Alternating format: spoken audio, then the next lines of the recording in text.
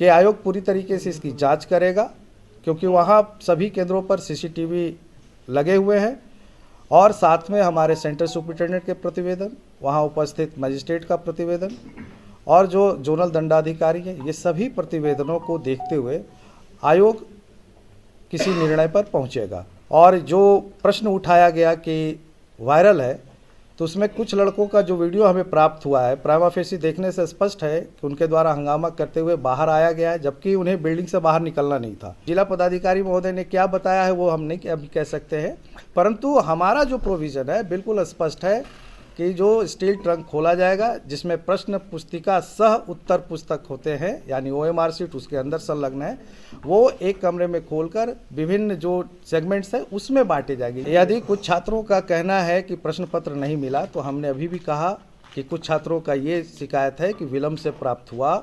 इसका जो CCTV camera है और वहाँ के जो रिपोर्ट्स आएंगे, उस रिपोर्ट को देखने के बाद ही आयोग इस चीज़ पर किसी प्रकार के निर्णय पर पहुंच पाएगा। 12,000 में से 12,000 उपस्थित नहीं हो सकते हैं। 12,000 का अगर आप 68% निकालें तो आप खुद सोच सकते हैं कि क्या परसेंटेज आएगा। 12 छक 72, 7,200 और 12 8 96, 1,000, मतलब 8,000 के आसपास होना चाहिए था लगभग, लेकिन उसमें से हमें 5,500 प्राप्त है। अब ये देखने की चीज़ है कि कितने लोगों ने इसको बॉयकॉट किया है। जैसा कि आप जानते हैं कि बिहार लोक सेवा आयोग के सबसे प्रेस्टिजियस एग्जाम का PT परीक्षा का आयोजन आज था और एकल पाली में हम लोगों के द्वारा आयोजित की गई।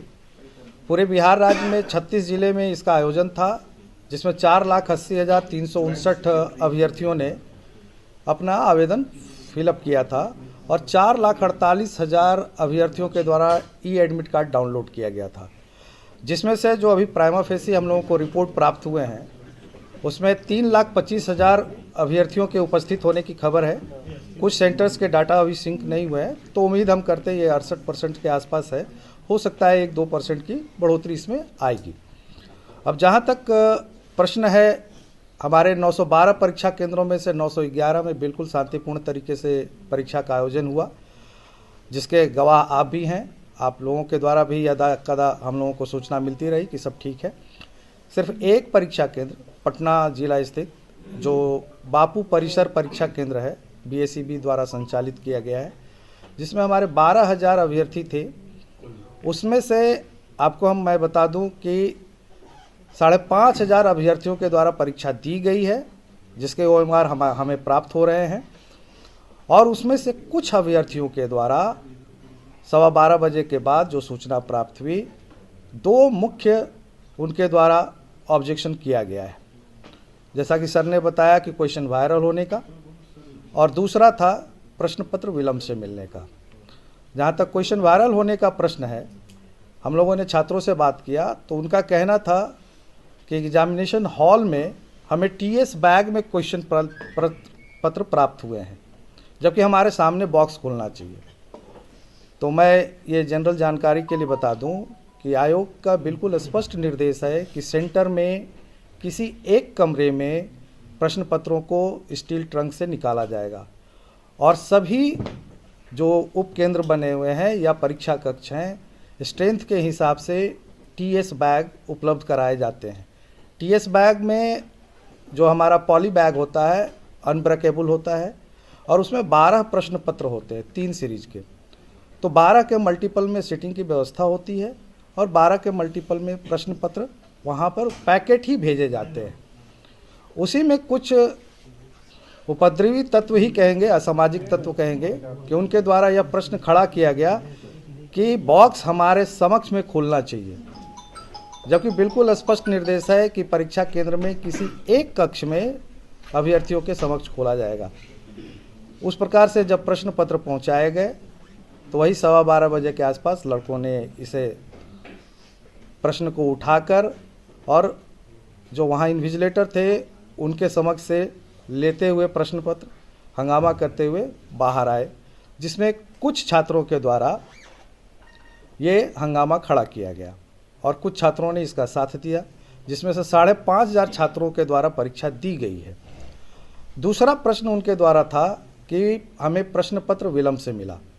आयोग बिल्कुल स्पष्ट करता है कि यदि किसी परीक्षा केंद्र में किसी कारण से प्रश्न पत्र अगर विलम्ब होता है तो उन्हें पर्याप्त समय एक्स्ट्रा उपलब्ध कराया जाएगा जितने समय के बाद प्रश्न पत्र दिए गए हैं। उसके बावजूद आयोग ने बिल्कुल स्पष्ट किया है छात्रों को कि आयोग पूरी तरीके से इसकी जांच करेगा, क्योंकि वहाँ सभी केंद्रों पर सीसीटीवी लगे हुए हैं और साथ में हमारे सेंटर सुपरिटेंडेंट के प्रतिवेदन, वहाँ उपस्थित मजिस्ट्रेट का प्रतिवेदन और जो जोनल दंडाधिकारी हैं, ये सभी प्रतिवेदनों को देखते हुए आयोग किसी निर्णय पर पहुंचेगा कि वहाँ विलंब हुआ है या नहीं हुआ है। और बाकी सभी जगह पर हमारे परीक्षा केंद्रों पर बहुत ही स्मूथली परीक्षा का आयोजन हुआ। और आप बाहर में देखेंगे हमारे यहाँ पटना के लगभग सभी केंद्रों से जो उनके अनयूज्ड आंसर शीट हैं वो सुरक्षा में प्राप्त कराए गए हैं। और नहीं सर, लगभग करीब ख़त्म होने पर है, 2-4 ही बाकी हैं, सभी आ चुके हैं। और जो प्रश्न उठाया गया कि वायरल है, तो उसमें कुछ लड़कों का जो वीडियो हमें प्राप्त हुआ है, प्राइमा फेसी देखने से स्पष्ट है कि उनके द्वारा हंगामा करते हुए बाहर आया गया है, जबकि उन्हें बिल्डिंग से बाहर निकलना नहीं था।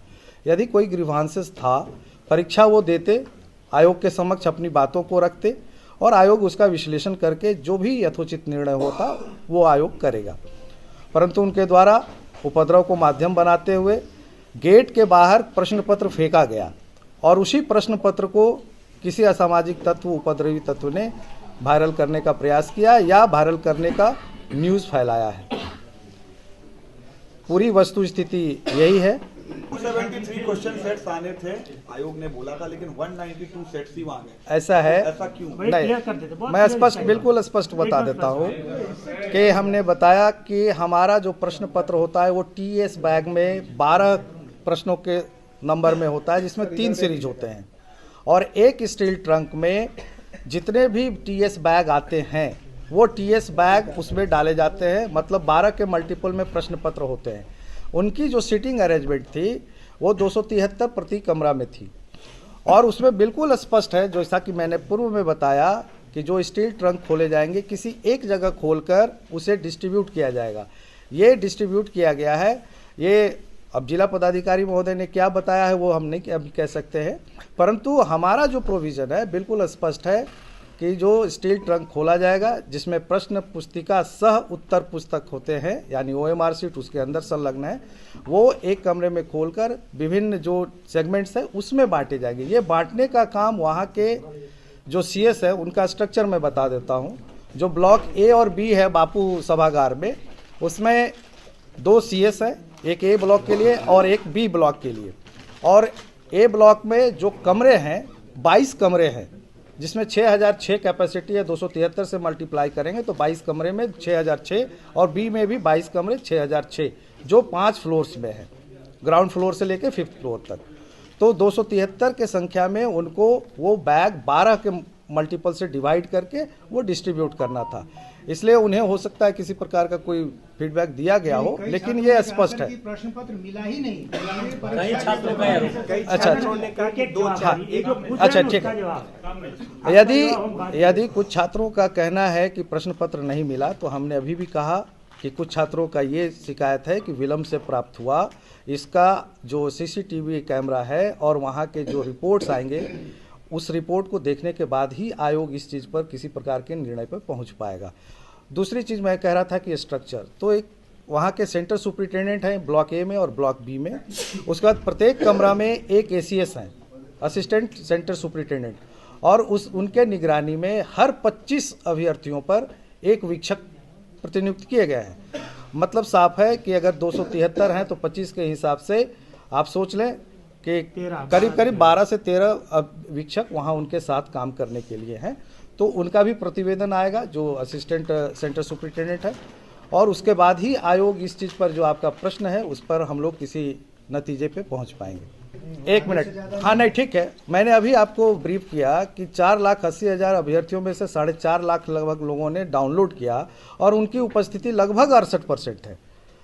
तो ये जो 12,000 में से 12,000 उपस्थित नहीं हो सकते हैं। 12,000 का अगर आप 68% निकालें तो आप खुद सोच सकते हैं कि क्या परसेंटेज आएगा। 12 छक 72, 7,200 और 12 8 96, 1,000, मतलब 8,000 के आसपास होना चाहिए था लगभग, लेकिन उसमें से हमें 5,500 प्राप्त है। अब ये देखने की चीज़ है कि कितने लोगों ने इसको बॉयकॉट किया है।